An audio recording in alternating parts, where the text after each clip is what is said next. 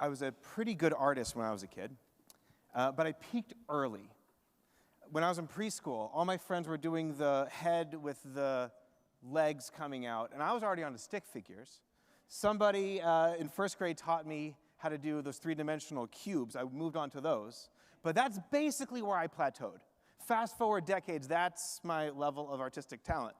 And so I go to art museums, as many of you have, and I am blown away by what's on the wall. Has anybody seen a Rembrandt in person? Anybody seen a Vermeer in person? How can something like this come from the human mind and human hand? It boggles the mind.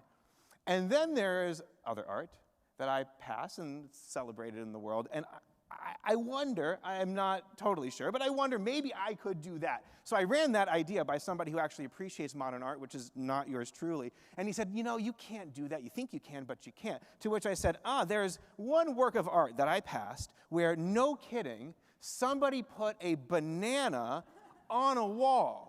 So just to prove to you that I have the artistic talent it takes to do some modern art, though not all of it, I have my banana. I have my tape. We're going to put it right here. Let's just do this for a second. All right.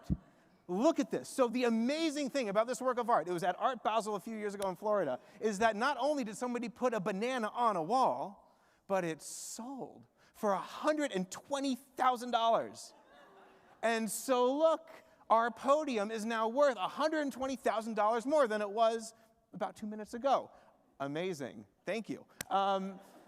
So look, there's some art that clearly any of us can do. There's other art that blows your mind. And for most of Jewish history, our story has been told and celebrated and defined by the people who do incredible, mind-boggling things. Right? And we have Moses, who led the Israelites out of Egypt. Deborah, the wise judge and justice. We have David, who led our nation into battle. We have Jacob, the third patriarch, the father of the 12 tribes.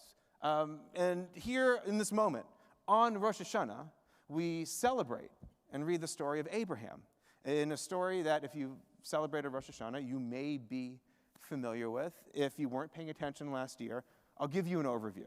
And come tomorrow, because we're going to read the story. So the way the story goes, God calls to Abraham and gives Abraham a task, a sacrifice to make. God says, I want you to sacrifice your son Isaac in a place that I will show you. And so Abraham wakes up the next morning, gets his son Isaac, and they go for a really awkward walk. You think you've been on an awkward walk with your dad? Nothing compared to the 3 days that Abraham and Isaac were walking. I mean, what do they talk about for 3 days? Right? So they get to Har Moriah. Abraham binds his son Isaac. You know the story. He's standing over his son, and God says, no, but mazel tov. Right? I don't want you to do what I asked you to do, but you just did the incredible, the unbelievable. You just did what no other person has done on the face of the earth since the creation of the world. Congratulations, Abraham. You've become a patriarch. I'm paraphrasing. Congratulations, you become a patriarch. That's how Abraham becomes a patriarch. But what about the other side of the knife? Because remember, my Jewish studies majors, that Isaac is a patriarch too. He's a second patriarch. So what does Isaac do to become a patriarch? This is a really interesting question, especially when you compare it to Abraham's resume, which is a mile long. Isaac's resume is really thin, right? Isaac, he gets married late. There's no shame in that. He makes a modest living. He has 2 kids, which by biblical standards, that's underachieving. He never leaves the promised land, right? So Abraham, we know why Abraham becomes a patriarch. Isaac, what does he do? And I love this question, what does Isaac do? Because I can promise you, you go back a couple hundred years, rabbis were not asking, what does Isaac do?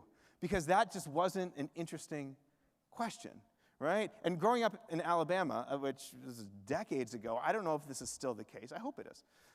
When you met somebody new in Birmingham, Alabama, the question you would ask is, anybody guess? Where do you go to church, right? Where do you go to church? And that was a very important question, because if you went to Megachurch Highlands, the non-denominational megachurch, that said something about you. Also, if you went to the Unitarian church on the other side of town, that said something about you.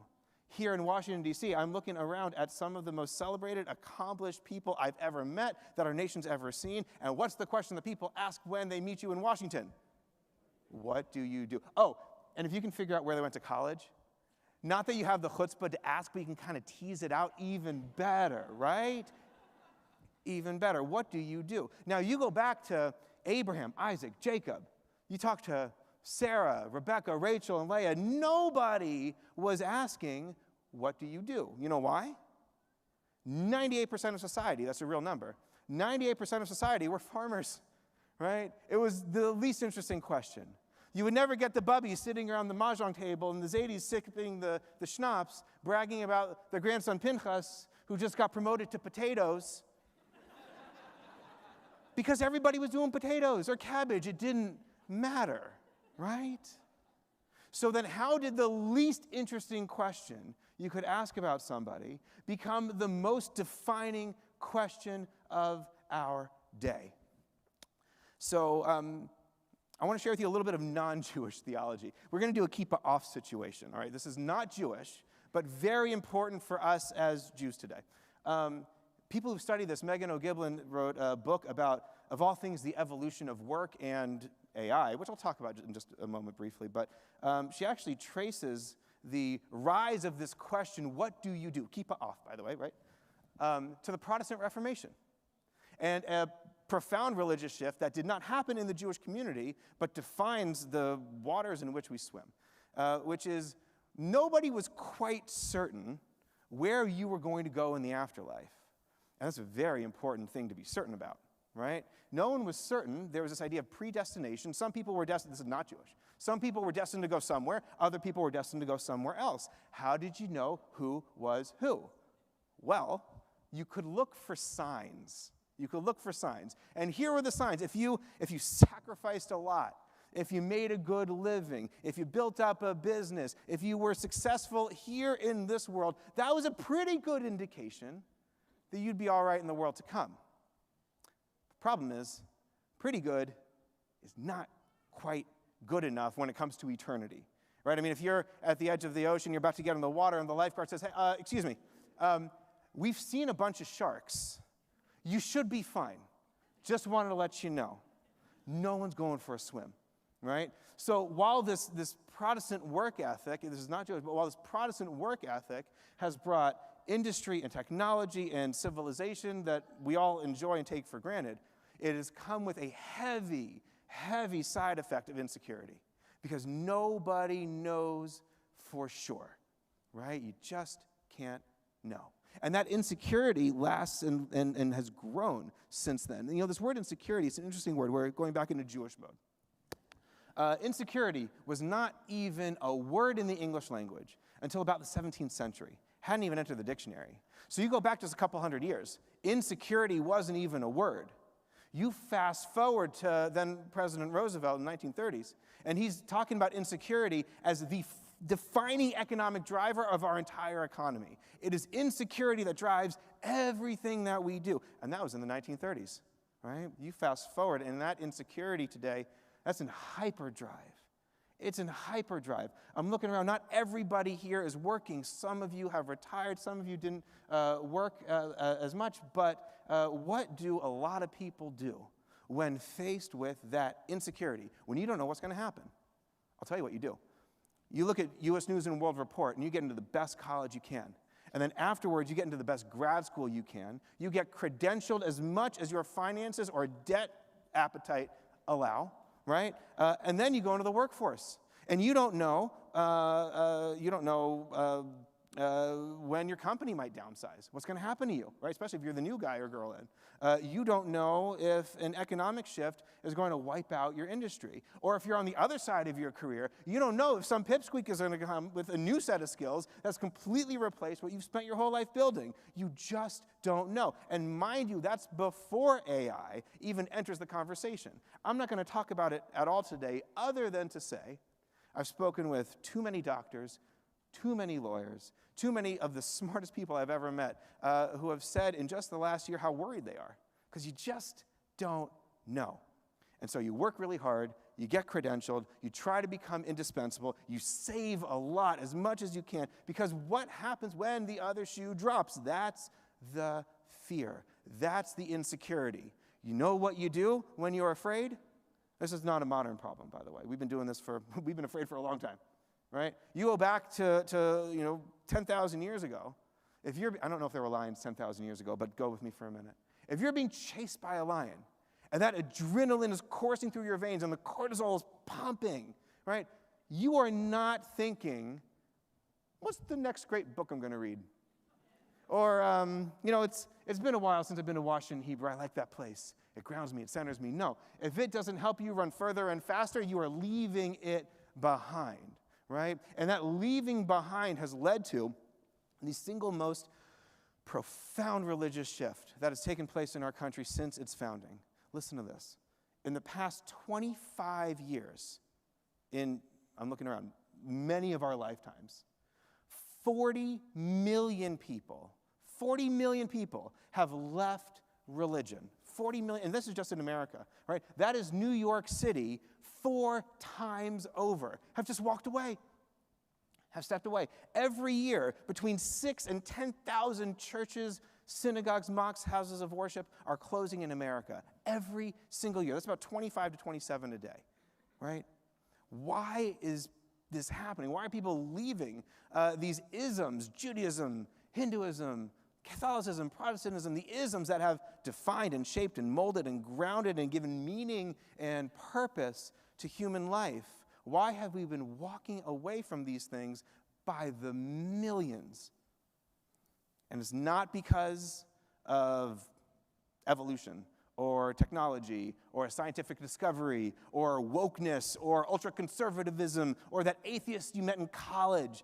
It's not because of a crisis in faith. Listen to me. It's because, as religion scholars have pointed out, our entire society revolves around 2 things: your professional and your economic success. And if the thing in front of you does not lead to those 2 goals, 40 million people, not you because you are here, but 40 million people have walked away. What we do, it's the waters we swim in, even if you don't see it. If it does not allay that insecurity, millions of people are throwing it off the boat. Right? That's what happens when you are afraid. That's what happens when you sacrifice so much of your time and your life towards just one thing. And so I want to go back to our sacrificer in chief. I want to go back to Abraham, because Abraham sacrifices over and over and over again. I've told you about the binding of Isaac, but for those of you who've read the book of Genesis, highly recommend, right? For those of you who've read the book of Genesis, you will know, and our rabbinic tradition teaches, that Abraham sacrifices many, many times. Abraham's life begins with God calling down to Abraham and saying, Lech lecha, I want you to go from the place where you are, from everybody you know and love, from your work, from your career, from everything you've built. Abraham is 70. I want you to go and leave it all behind. And what does Abraham do? He does it. Another sacrifice. Don't recommend this either. Abraham circumcises himself at the age of 99, right? God says, I need this from you. And Abraham says, yes. And so by the time Abraham gets to the binding of Isaac and the knife is over his son, Abraham has already sacrificed so much. Who's surprised that Abraham sacrifices yet again? But here's the rub, is that you cannot sacrifice your way to security. You cannot sacrifice your way to safety. You cannot sacrifice your way out of being afraid, hard as you and I have tried. So we know why Abraham becomes a patriarch, right? He does great and big and mind-boggling things, but Isaac becomes a patriarch too. So what does Isaac do? What does Isaac do? Isaac is the first person in our Bible, do you know this, to bless his children. Isaac is the first person to bless his wife. Isaac is the one who makes peace where there is war. Abraham has tried to ascend each rung with one sacrifice after the next, and maybe you have too. Not because you are a bad person, but because we are working so much, and because that's how we define what's safe and unsafe, where we're secure and where we are insecure. The problem is you could be on this rung of the ladder, or on this rung of the ladder, or on this rung of the ladder, or on this rung of the ladder, and you can get to the top of that ladder, and you might still feel just as insecure, and I talk to people all the time, just as insecure as you did down below.